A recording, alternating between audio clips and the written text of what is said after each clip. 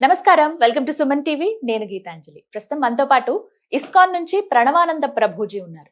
వారి గురించి చెప్పాలంటే ప్రపంచ వ్యాప్తంగా ఎన్నో ప్రదేశాలకు వెళుతూ ప్రవచనాలు చెబుతూ ఉన్నారు. ప్రత్యేకంగా శ్రీకృష్ణ భగవానుడు గురించి, ఆయన లీలల గురించి, ఆయన తత్వం గురించి, మన నిత్య జీవితంలో మనకు అవసరమయ్యేటువంటి ప్రతి విషయము, మనకు వచ్చేటువంటి ప్రతి సందేహం భగవద్గీత చదివితే అందులో మీకు ఒక సమాధానం దొరుకుతుందని చెప్తారు ప్రభుజీ. అందులోనూ ఎన్నో సందేహాలు మనకు వస్తూ ఉంటాయి. ప్రత్యేకంగా ఆయన మాటలు ఎలా ఉంటాయంటే చిన్నవాళ్ల నుంచి పెద్దవాళ్ల వరకు ప్రతి ఒక్కరికి అర్థమవుతుందా కృష్ణ తత్వం గురించి.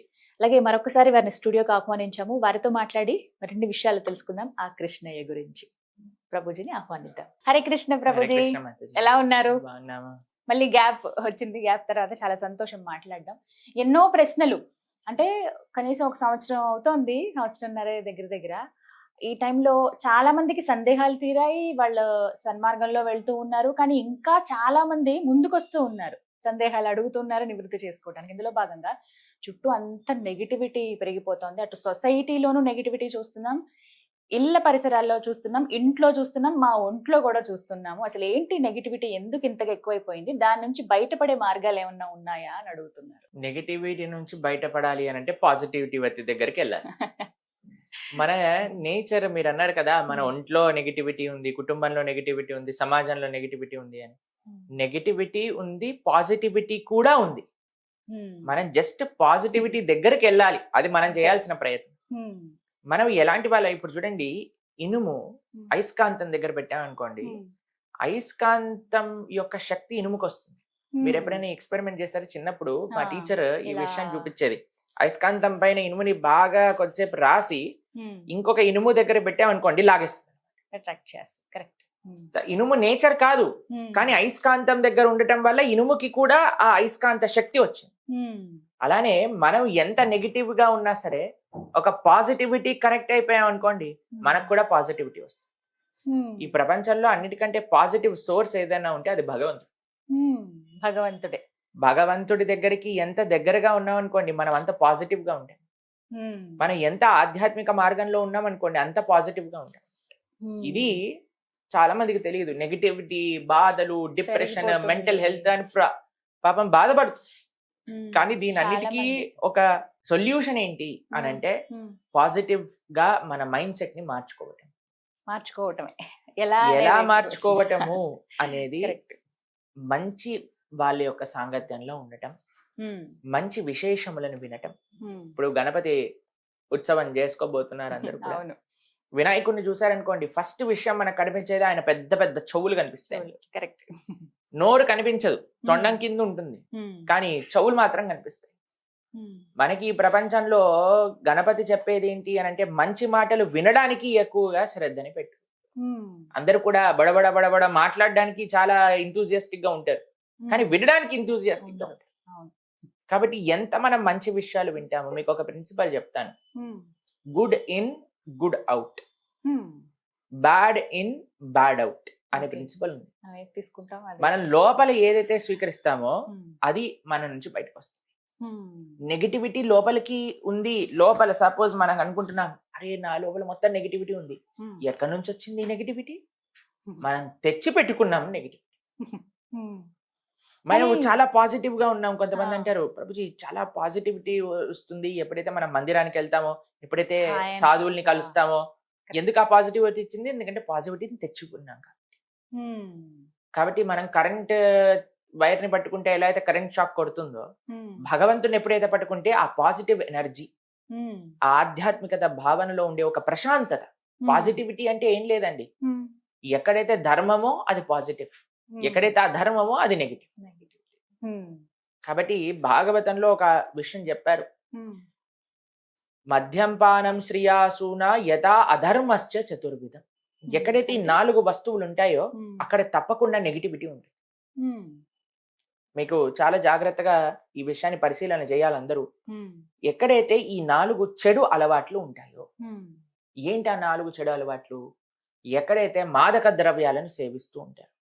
ఇప్పుడు చూడండి, మీరు ఒక ఈ ప్రపంచంలో మేము ఎప్పుడూ వెళ్ళలేదు, కానీ విన్నాం, కానీ చూసాము వీడియోస్. కానీ ఎప్పుడైనా మీరు చూడండి, ఎక్కడైనా ఈ డిస్కోటెక్స్ అని, పబ్స్ అని ఉంటాయి చూడండి, అవన్నీ చీకటిగా ఉంటాయి.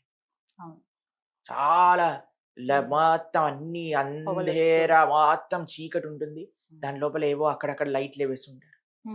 ఎందుకు అంటే ఇది తీవ్రమైన తమో గుణానికి చెందిన పని అన్నమాట.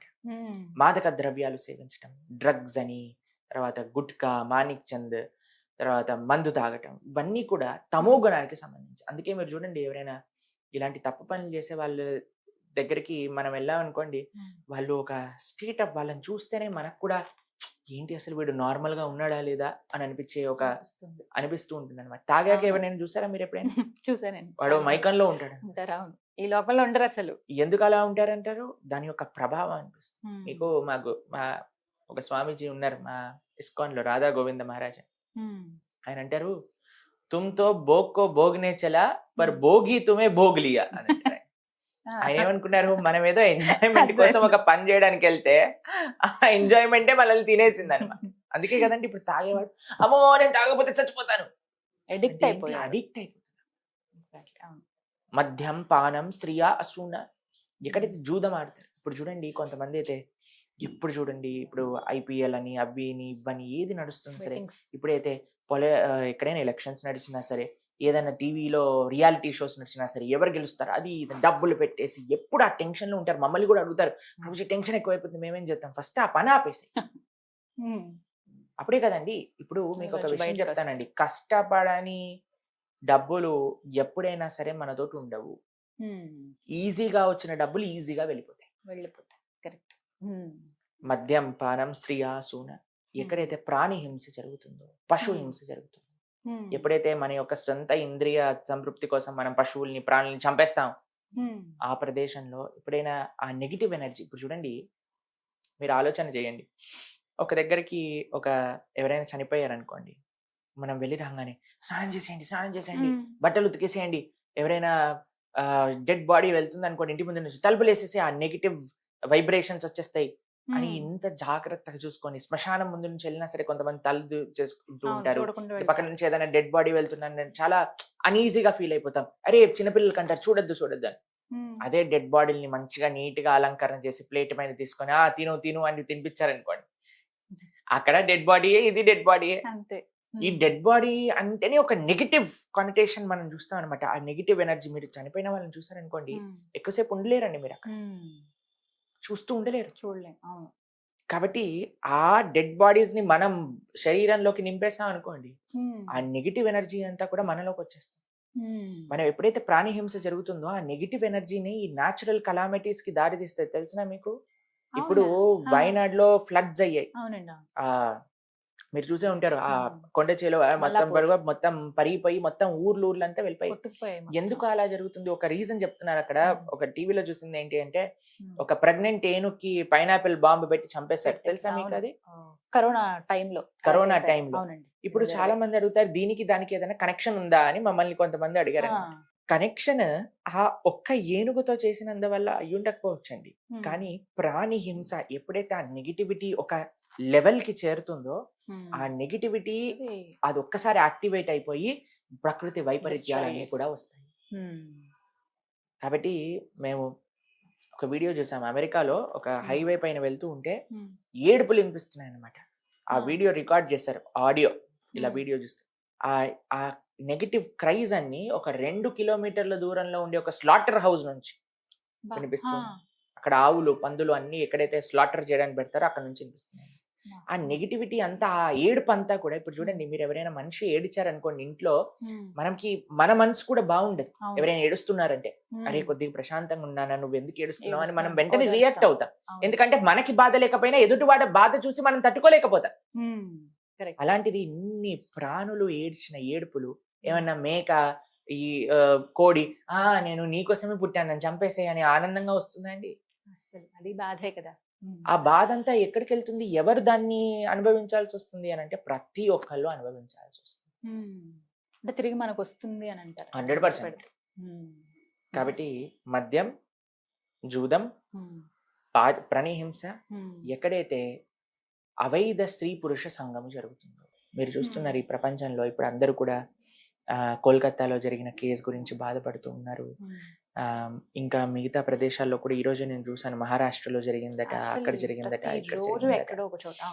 ఇలాంటివన్నీ ఎందుకు జరుగుతున్నాయి, ఎటువైపు మన సమాజం వెళ్తుంది అని చూస్తే మనం దేన్ని సమాజంలో యాక్సెప్ట్ చేస్తున్నాం, దేన్ని యాక్సెప్ట్ చేయట్లేదు అన్నారు. మనం ఒకసారి మాట్లాడుకున్నట్టున్నాం, కొన్ని సినిమాలు వచ్చాయి తెలుగులో, హిందీలో. ఆ సినిమాలలో స్త్రీని అగౌరవపరచడం, ఫ్యాషన్ గా హీరో చేస్తే సూపర్ డూపర్ హిట్ అయిపోయి అందరు కూడా పేర్లు కూడా సినిమాల్లాగా పెట్టేసేసుకొని, అలాంటివన్నీ కూడా మీరు ప్రోత్సహించి ఇలాంటివి అయినప్పుడు బాధపడ్డారనుకోండి, దాంట్లో పొంతన లేదే. మీరు ఎప్పుడైతే ఏదైతే ఎక్కడైతే రాంగ్ జరుగుతుంది అని మనం ఎప్పుడైతే ఆపగలుగుతామో, ఎప్పుడైతే ఇలాంటి వాళ్ళని కఠినంగా శిక్షిస్తామో, ఇప్పుడు చూడండి జరిగిన రోజులైంది, శిక్ష వచ్చిందా ఆయనకి? ఇంకా ఎవరు చేశారో ఏంటో ఏం తెలియట్లేదట. ఇంకా రోజుకి ఒక ట్విస్ట్ లాగా ఒక్కొక్కటి తెలుస్తుంది.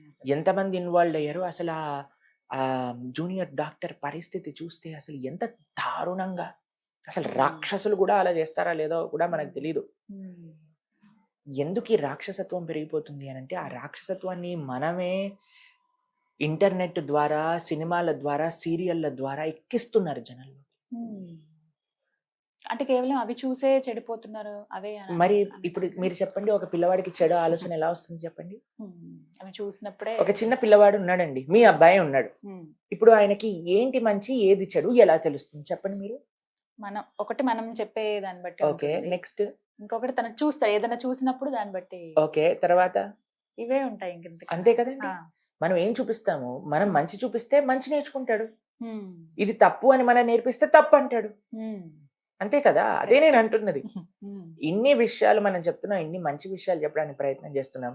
ఎంత ప్రయత్నం చేస్తున్నాము మంచి విషయాలు, మంచి మార్గంలో ఈ దేశంలో ఉండే యువత వెళ్ళాలని, మంచి మార్గంలో ఈ దేశ భవిష్యత్తులో ఉండే చిన్నపిల్లలు ముందుకెళ్ళాలని, మనం మారి మంచి మార్గంలోకి వెళ్ళాలని.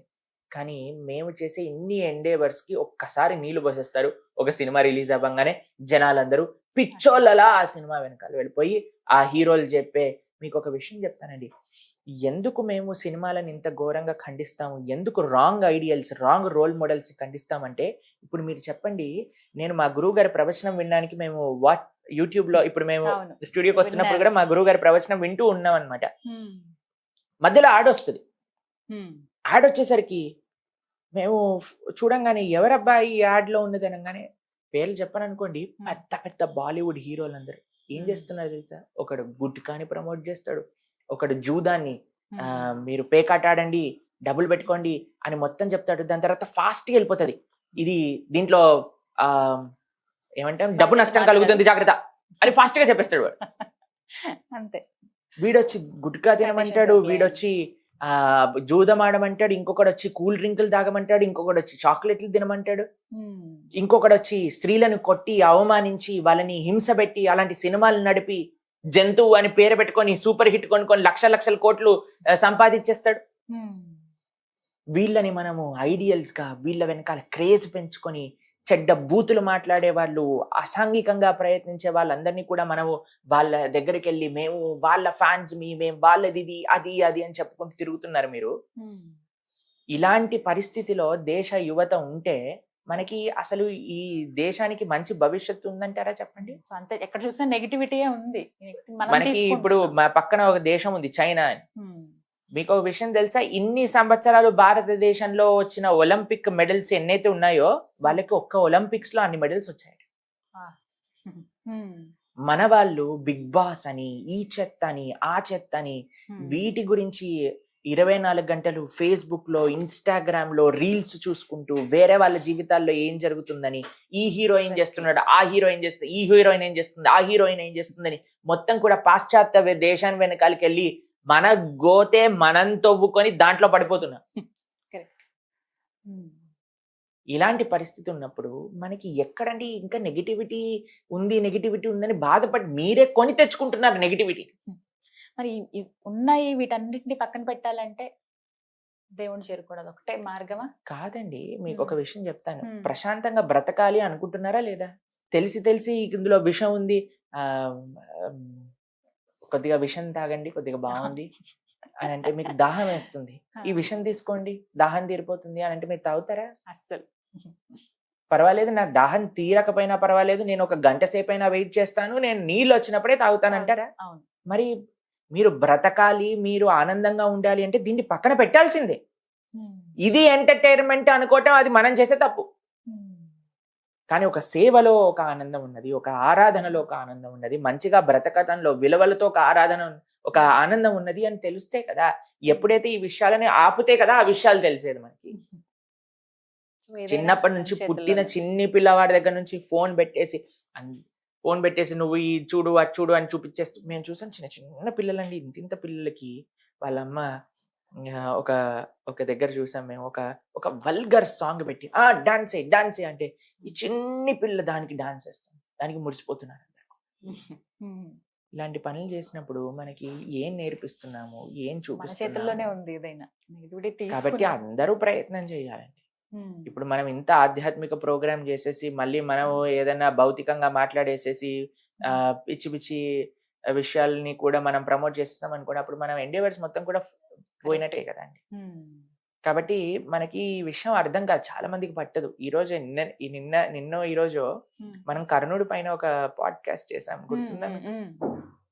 ఆ వీడియో చూసాను, ఎందుకో నాకు యూట్యూబ్ లో సజెషన్ వచ్చింది. అయితే దాన్ని చూసాను, కమెంట్స్ చదువుతున్నాను అనమాట.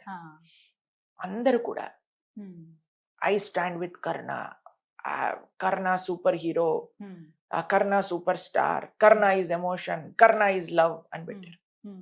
మేము ఆశ్చర్యంతో చూస్తున్నాము, అసలు వీళ్ళకి కర్ణుడి గురించి చెప్పింది ఎవరు? మహాభారతం కర్ణుడి గురించి మాట్లాడుతుంది. మహాభారతంలో వ్యాసులు వారి కర్ణుడి గురించి ఏం చెప్పారు? వీడేదో శాస్త్రం తెలిసినట్టు ఒక సినిమా చూసేసి Karna is emotion, Karna is love, Karna is love అంటూ ఉందంటే మీరు డైరెక్ట్ గా కూడా కోల్కతాలో ఆ జూనియర్ డాక్టర్ తోటి చేసిన హింసాత్మకంగా ప్రవర్తించిన వ్యక్తులు ఎవరైతే ఉన్నారో వాళ్ళని సపోర్ట్ చేసినట్టే. మనం మాట్లాడుకున్నాం కదా, ద్రౌపదీ దేవిని అవమానించామని చెప్పిందే కర్ణుడు. మళ్ళీ Karna is emotion, Karna is love, Karna is our great hero, Karna is role model. ఇలాంటి చెత్త వాళ్ళు ఉన్నంత వరకు కూడా మన దేశం ఇలానే ఏడుస్తుంది. అందుకే మనం ఎందుకు మాకు ఈ బాధ, ఒకటే ఒక బాధ ఉంటుంది మాకు, ఈ దేశ యువత తప్పుడు మార్గంలో వెళ్ళిపోతున్నారు. ఈ దేశ యువతకి మంచి మార్గం చెప్పేవాళ్ళు తక్కువ అవుతున్నారు.